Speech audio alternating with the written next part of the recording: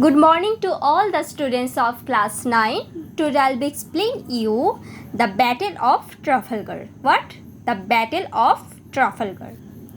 When Napoleon crowned himself as the Emperor of the France, a battle broke out between England and France. Okay.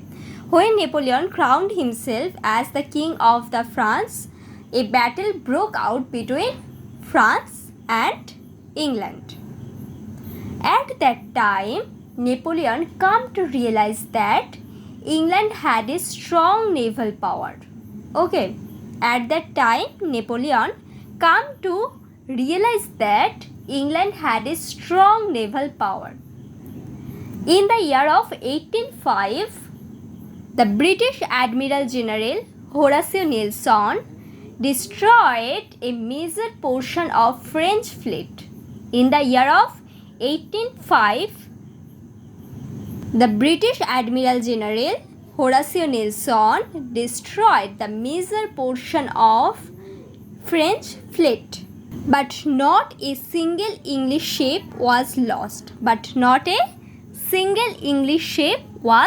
lost. Therefore, Napoleon defeated by the Nelson in the Battle of Trafalgar. So England's victory in the Battle of Trafalgar made him the undisputed master of the seas. So the Battle of Trafalgar is one of the most famous naval battle in the Europe history. Nelson led Britain to victory over a combined French and Spanish fleet, but many soldiers were died during this battle. Next, the Napoleonic Empire and nationalism. So first, what is the nationalism? The nationalism was a political movement of people. It had some political boundaries and government. Okay.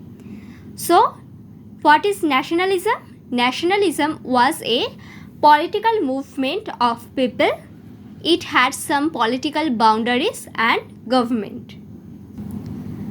Nationalism existed in Europe before the French Revolution in 16th to 17th century.